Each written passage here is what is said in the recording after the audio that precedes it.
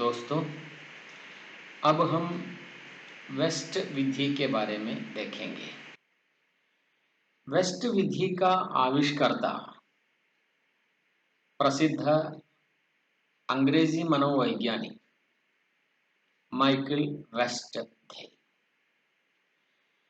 उनके अनुसार प्रत्यक्ष विधि भाषा शिक्षण के लिए उचित नहीं है। प्रत्यक्ष विधि में क्या कहता है? प्रत्यक्ष विधि में स्वाभाविक तरीके से अन्य भाषा शिक्षण करना चाहिए। जिस प्रकार मातृभाषा शिक्षण में मातृभाषा सीखते समय छात्र स्वाभाविक तरीके से सीखता है, उसी प्रकार अन्य भाषा भी स्वाभाविक तरीके से सीखना चाहिए। यह प्रत्यक्ष विधि है। वेस्ट के अनुसार अन्य भाषा शिक्षण स्वाभाविक तरीके से करना असंभव है।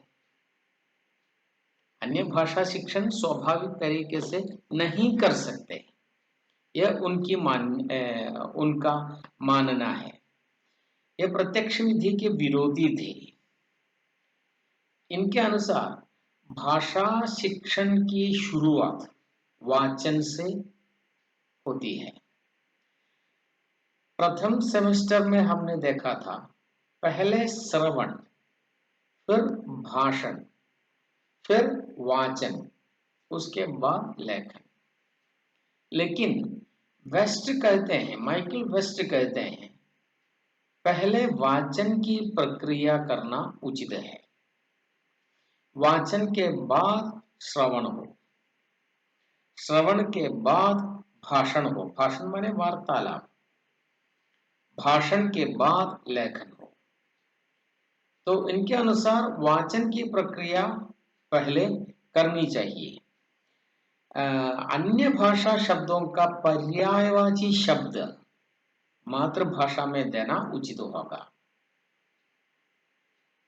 कोई कठिन शब्द है तो उसका पर्याय मातृभाषा में छात्रों को देना चाहिए। इसलिए कहते हैं यह प्रत्यक्ष विधि के विरोधी है। इनका मत है वाचन के बिना भाषण असंभव है। वार्तालाप वाचन के बिना असंभव है। इस विधि में छात्रों को आवश्यक मात्रा में पुस्तकें दी जाती हैं पढ़ने के लिए, वाचन के लिए। छात्र सबसे पहले वाचन करें, श्रवण के बिना वाचन करें, भाषण के पहले ही वाचन करें। इसलिए वाचन के लिए वाचन हो सकते हैं, चित्र वाचन हो सकते हैं, अंकित वाचन हो सकते हैं। वाचन के लिए अधिकाधिक पुस्तक मिलते हैं, पुस्तकों की सहायता होती है। यह इनकी एक विशेषता है। इनकी अलग विशेषता है कि रचना कौशल में प्रवीण होता है, क्योंकि आवश्यकता के अनुसार वाचन के लिए सामग्रियां मिलती हैं। तो छात्र धीरे धीरे रचना कौशल की ओर बढ़ता है। भाषा शिक्षण वाचन से प्रारंभ होता है, यह इनकी एक विशेषता है। वाचन, लेखन, भाषण, भाषण माने वार्तालाप, ये तीनों प्रक्रिया। श्रवण के लिए छात्र को जानबूझकर कुछ नहीं करना चाहिए, बल्कि ध्यान से बैठना चाहिए। लेकिन वाचन उनकी शारीरिक प्रक्रिया है, भाषण उनकी शारीरिक प्रक्रिया है, लेखन उनकी शारीरिक प्रक्रिया है। आजकल हम जानते हैं कि इन चारों कौशलों को, श्रवण हो, भाषण हो, वाचन हो, लेखन हो, इन चारों कौशलों को एक साथ सिखाते हैं। लेकिन वेस्ट विधि में वेस्ट कहते हैं कि इनका अलग अलग शिक्षण करना उचित होगा। वाचन का शिक्षण करते समय केवल वाचन का शिक्षण करें, भाषण का शिक्षण करते समय यह केवल भाषण का शिक्षण करें, लेखन का शिक्षण करते समय केवल लेखन का शिक्षण करें।